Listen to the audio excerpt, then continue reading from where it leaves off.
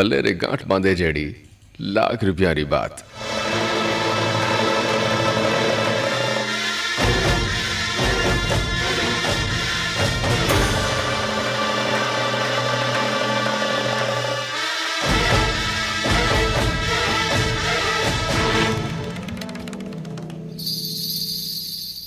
बडेरा कहता भया के खोड़ी रहा तो पूर और गलजा।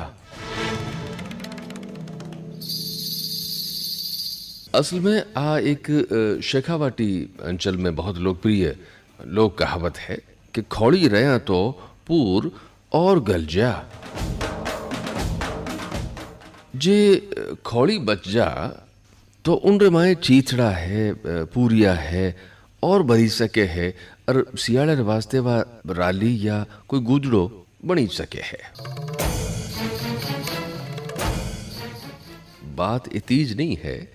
असल में इनरे लारे जो अर्थ है वो ओ है कि कोई बीमार मिनख जे बहुत ज्यादा दुर्बल वेगियो वे, बिल्कुल अडियारो ढांचो वेगियो वे, उनरे बावजूद जे उनरी जिंदगी बच गई वे, उन बीमारी ने वो शिकस्त देने पाछो मुख्य धारा में आई होवे, तो ओ अनुमान लगायो जावे है कि दिन लागा वो हष्ट पुष्ट वे जाए।